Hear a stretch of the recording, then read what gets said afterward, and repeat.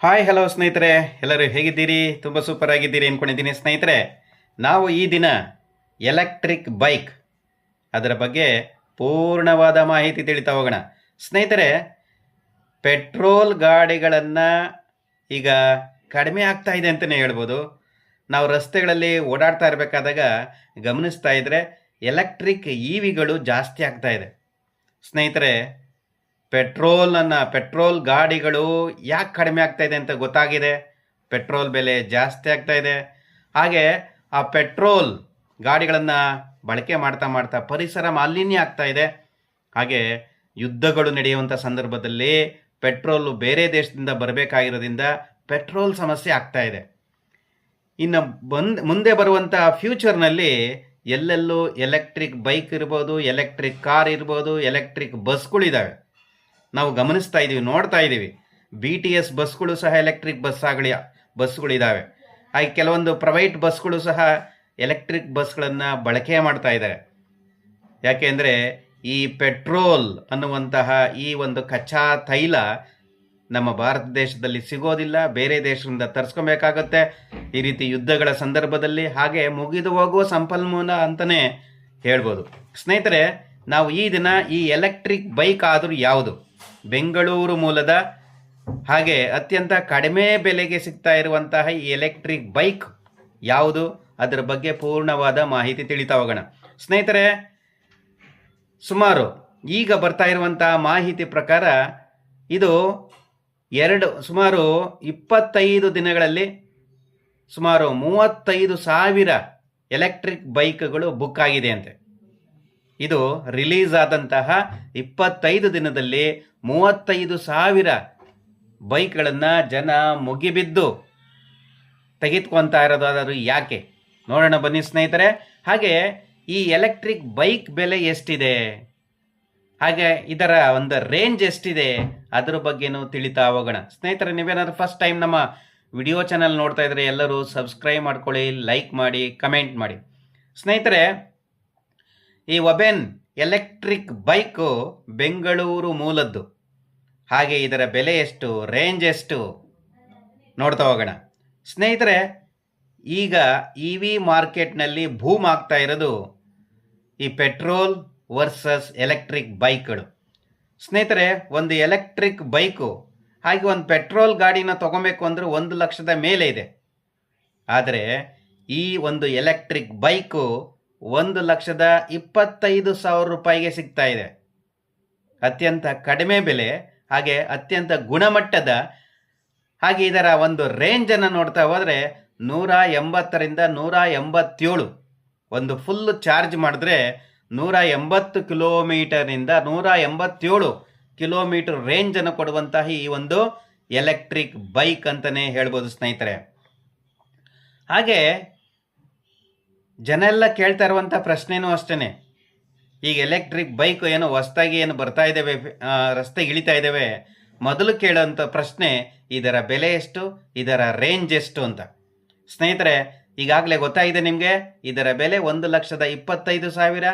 ಈಗ ಮಾರ್ಕೆಟಲ್ಲಿರುವಂಥ ಎಲೆಕ್ಟ್ರಿಕ್ ಬೈಕ್ಗಳನ್ನು ನೋಡಿದ್ರೆ 1.5ರಿಂದ 2 ಲಕ್ಷದವರೆಗೂ ಬೆಲೆಗಳಿದ್ದಾವೆ. ಹಾಗೆ ಪೆಟ್ರೋಲ್ ಬೈಕ್ಗಳನ್ನು ವಿಚಾರಿಸಿದ್ದೇ ಆದರೆ 1 ಲಕ್ಷದ ಮೇಲ್ಪಟ್ಟೆ ಅದರ ಬೆಲೆಗಳು ಇದ್ದಾವೆ ಸ್ನೇಹಿತರೆ. ಆದ್ದರಿಂದ ಈ ಒಂದು ಒಬೆನ್ ರೋರ್ EV ಈ ಒಂದು ಎಲೆಕ್ಟ್ರಿಕ್ ಬೈಕು ಈಗಿನ ಟ್ರೆಂಡಿಂಗ್ ಅಂತ ಶುರುವಾಗಿದೆ ಅಂತಲೇ ಹೇಳ್ಬೋದು. ಈಗಿನ ಯುವಜನತೆಯನ್ನು ತುಂಬ ಅಟ್ರ್ಯಾಕ್ಟ್ ಮಾಡ್ತಾ ಇದೆ. ಅಷ್ಟು ತುಂಬ ಸ್ಟೈಲಿಶ್ ಆಗಿದೆ ಈ ಒಂದು ಎಲೆಕ್ಟ್ರಿಕ್ ಬೈಕ್ ಅಂತಲೇ ಹೇಳ್ಬೋದು ಸ್ನೇಹಿತರೆ. ಹಾಗಾದರೆ ಇದರ ಟಾಪ್ ಸ್ಪೀಡ್ ಎಷ್ಟಿದೆ, ಇದು ಬಹಳ ಪ್ರಮುಖವಾದದ್ದು. ಟಾಪ್ ಸ್ಪೀಡ್ ಅಂತಂದರೆ ಇದು 110 ಕಿಲೋಮೀಟರ್ ಟಾಪ್ ಸ್ಪೀಡ್ ಇದೆ ಸ್ನೇಹಿತರೆ. ಈಗ ಕೆಲವು ಎಲೆಕ್ಟ್ರಿಕ್ ಬೈಕ್ಗಳು ಬಹಳ ನಿಧಾನಗತಿಯಲ್ಲಿ ಚಲಿಸ್ತವೆ, ಆದರೆ ಇದರ ಒಂದು ಟಾಪ್ ಸ್ಪೀಡು 110 ಕಿಲೋಮೀಟರ್. ಒಳ್ಳೆ ಪರ್ಫಾರ್ಮೆನ್ಸ್ ಇದೆ ಅಂತಲೇ ಹೇಳ್ಬೋದು. ಬೈಕು ಶೇಕ್ ಆಗೋದಾಗಲಿ ಇವೆಲ್ಲ ಆಗೋದಿಲ್ಲ ಅಂತ ಇದನ್ನು ಯಾರು ರೈಡಿಂಗ್ ಮಾಡಿದ್ದಾರೆ, ಟೆಸ್ಟ್ ಡ್ರೈವ್ ಮಾಡಿದ್ದಾರೆ, ಅವರೆಲ್ಲ ಅಭಿಪ್ರಾಯವನ್ನು ವ್ಯಕ್ತಪಡಿಸ್ತಾ ಇದ್ದಾರೆ ಸ್ನೇಹಿತರೆ. ಆದ್ದರಿಂದ ಇತ್ತೀಚಿನ ಜನ ಎಲ್ಲ ಪೆಟ್ರೋಲ್ ಗಾಡಿಗಳನ್ನು ಬಿಟ್ಟು ಎಲೆಕ್ಟ್ರಿಕ್ ಬೈಕ್ಗಳ ಕಡೆ ಗಮನ ಹರಿಸ್ತಾ ಇದ್ದಾರೆ ಸ್ನೇಹಿತರೆ. ಹಾಗಾದರೆ ಇದರ ಒಂದು ಬ್ಯಾಟ್ರಿ ಹೇಗಿದೆ, ಹೇಗೆ ಕೆಲಸ ಮಾಡುತ್ತೆ ಸ್ನೇಹಿತರೆ? 3.4 ಕಿಲೋವ್ಯಾಟ್ನಿಂದ 4.4 ಕಿಲೋವ್ಯಾಟ್ ಸಾಮರ್ಥ್ಯದ ಲಿಥಿಯಂ ಅಯಾನ್ ಬ್ಯಾಟ್ರಿಯನ್ನು ಇದರಲ್ಲಿ ಅಳವಡಿಸಲಾಗಿದೆ. ಒಂದು ಬಾರಿ ಚಾರ್ಜ್ ಮಾಡಿದ್ರೆ 180 ಕಿಲೋಮೀಟರಿಂದ 187 ಕಿಲೋಮೀಟರ್ ರೇಂಜನ್ನು ಕೊಡುತ್ತೆ. ಹಾಗೆ ಇದು ಯಾರು ಪ್ರತಿದಿನ ಒಂದು 20ರಿಂದ 30 ಕಿಲೋಮೀಟರ್ ಪ್ರತಿದಿನ ನಾನು ಹೋಗಿ ಬರ್ತಾ ಇದ್ದೀನಿ ಅನ್ನೋಂಥವ್ರು ವಾರಕ್ಕೆ ಒಂದು ಬಾರಿ ಚಾರ್ಜ್ ಹಾಕಿದ್ರೆ ಸಾಕು. ಪ್ರತಿದಿನ 20ರಿಂದ 30 ಕಿಲೋಮೀಟ್ರು ಯಾರು ಅಪ್ ಆ್ಯಂಡ್ ಡೌನ್ ಮಾಡ್ತಾ ಇರ್ತಾರೆ ಅಂಥವ್ರು ದಿನಕ್ಕೆ ಒಂದು ಬಾರಿ ಚಾರ್ಜ್ ಮಾಡಿದ್ರು, ವಾರಕ್ಕೆ ಒಂದು ಬಾರಿ.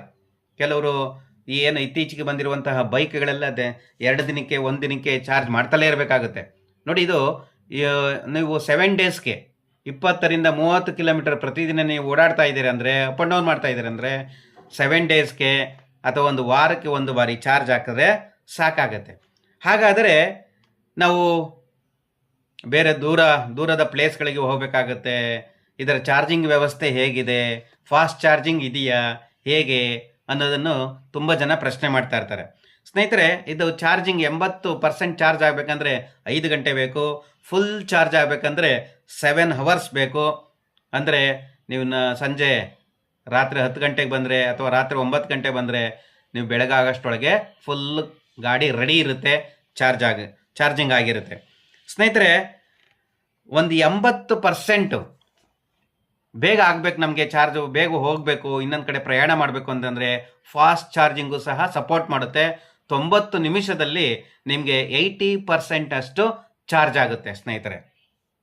ಹಾಗೆ ತುಂಬ ಜನ ಡೌಟ್ ಇರೋದು ಈ ಬ್ಯಾಟ್ರಿ ಬಗ್ಗೆನೇ. ಈ ಮೊಬೈಲಲ್ಲಿರುವಂಥ ಬ್ಯಾಟ್ರಿ, ಹಾಗೆ ಈ ಗಾಡಿಯಲ್ಲಿ ಹಾಕಿರುವಂಥ ಬ್ಯಾಟ್ರಿ ಬಗ್ಗೆ ತುಂಬ ಪ್ರಶ್ನೆಗಳನ್ನು ಕೇಳ್ತಾ ಇರ್ತಾರೆ. ಸ್ನೇಹಿತರೆ, ಇದಕ್ಕೆ 8 ವರ್ಷದ ವ್ಯಾರಂಟಿನೂ ಸಹ ಕೊಟ್ಟಿದ್ದಾರೆ. 8 ವರ್ಷ ನಾವು ಯಾವುದೇ ಟೆನ್ಷನ್ ಇಲ್ಲದೆ ನಮ್ಮ ಗಾಡಿಯನ್ನು ರನ್ ಮಾಡ್ಬೋದು ಸ್ನೇಹಿತರೆ. ಹಾಗೆ ಇದು ಇತ್ತೀಚೆಗೆ ಬರುವಂಥ ಎಲ್ಲ ಬೈಕುಗಳು ಸ್ಮಾರ್ಟ್ ಆಗಿದ್ದಾವೆ. ಮೊಬೈಲ್ ಮೂಲಕನೇ ಕಂಟ್ರೋಲ್ ಮಾಡ್ಬೋದು, ಆಫ್ ಮಾಡ್ಬೋದು, ಆನ್ ಮಾಡ್ಬೋದು, ಇದೆಲ್ಲ ಗೊತ್ತೇ ಇದೆ. ಹಾಗೆ ಇದರ 5 ಇಂಚು ಡಿಸ್ಪ್ಲೇ ಕೊಟ್ಟಿದ್ದಾರೆ, ಮತ್ತು ಜಿಯೋ ಫೆನ್ಸಿಂಗ್ ಕೊಟ್ಟಿದ್ದಾರೆ. ಈ ಥರ ಹಲವಾರು ಸೌಲಭ್ಯಗಳು, ಕಂಟ್ರೋಲ್ ಮಾಡೋಂಥದ್ದು, ಸ್ಮಾರ್ಟ್ಗಳಿರೋಂಥದ್ದು ತುಂಬ ಹೈಫೈ ಆಗಿ ಇದೆ. ಇವತ್ತಿನ ಕಾಲಘಟ್ಟಕ್ಕೆ, ಇವತ್ತಿನ ಜಗಮಾನಕ್ಕೆ ಎಲ್ಲ ಗಾಡಿಗಳು ಸ್ಮಾರ್ಟ್ ಆಗ್ತಾ ಇದ್ದಾವೆ.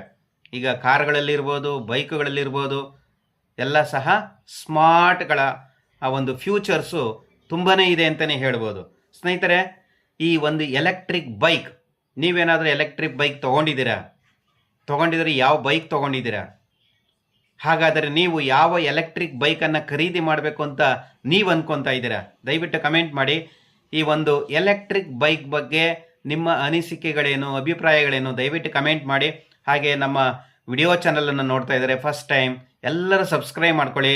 ಸಬ್ಸ್ಕ್ರೈಬ್ ಮಾಡ್ಕೊಂಡಾಗ ಈ ರೀತಿ ಹಲವು ವಿಡಿಯೋಗಳನ್ನು ಮಾಡಲಿಕ್ಕೆ ನಮಗೆ ಒಂದು ಎಂಕರೇಜ್ ಸಿಕ್ಕಂಗಾಗುತ್ತೆ.